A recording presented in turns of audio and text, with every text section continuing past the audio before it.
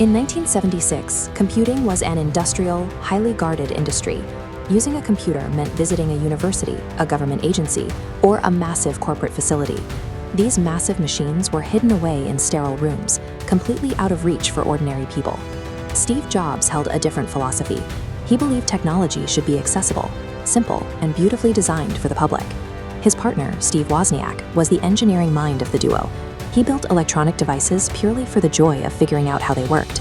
Together, on April 1, 1976, they founded Apple. They set up shop in a suburban California garage filled with tools and loose wires, where they hand-assembled their first product, a bare motherboard called the Apple I. Their next iteration caught the attention of the wider public.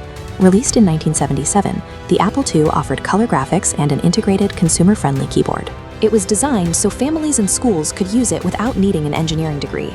Sales surged. By 1980, this small startup went public, and the stock offering instantly created hundreds of millionaires, including a 25-year-old Steve Jobs. The mass adoption of the Apple II demonstrated that people were ready for an intimate, personal relationship with a machine, rather than just a utility for industrial calculations. The entry of IBM into the personal computer market forced Apple to change tactics.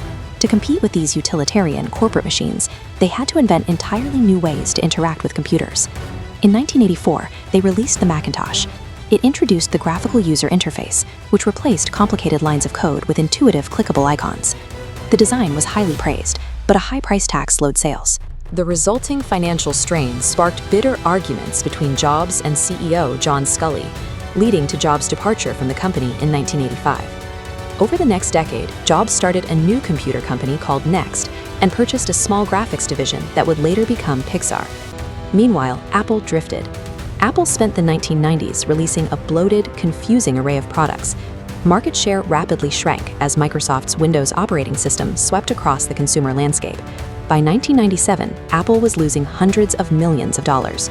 Facing bankruptcy, the board acquired Next, bringing Steve Jobs back first as an advisor and then as interim CEO.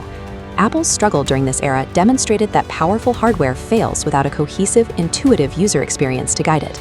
Jobs immediately canceled dozens of average projects. He stripped the company down so they could dedicate all their resources to a handful of exceptional products. The first major result was the 1998 iMac. While the rest of the industry relied on boring, identical beige boxes, the iMac featured a vibrant, translucent design that stood out immediately.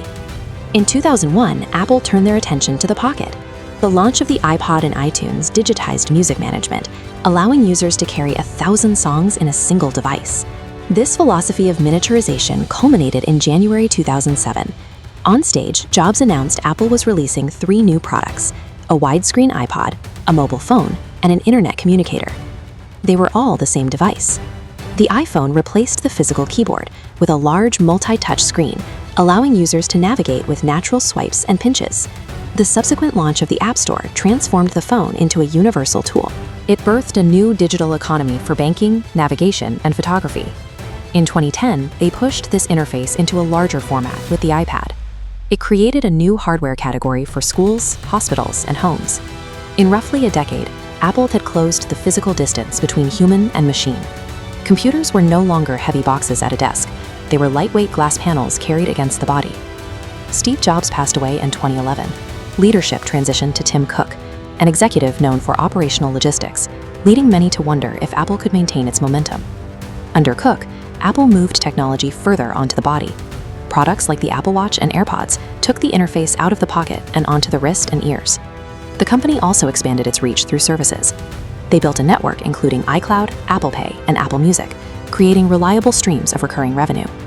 These services and hardware products work together. Because data transfers between an iPhone, a Mac, or an iPad automatically, leaving the environment becomes increasingly difficult once a user's digital life is established within it. Apple's modern dominance relies on an ambient, connected environment that fades quietly into the background of a user's daily routine. Apple now generates hundreds of billions of dollars in annual revenue from vast global campuses, yet the entire operation traces back to a dusty wooden workbench in a suburban garage. The platforms designed on that workbench have changed how society functions. Independent developers have built global businesses, students accessed new learning tools, and artists bypassed traditional gatekeepers. The company's legacy is defined by how it altered the mechanics of human-computer interaction, far outweighing its total market valuation. This shift shows that progress requires strict focus and a refusal to accept the current standard. The belief that the future can be designed differently remains the ultimate catalyst for change.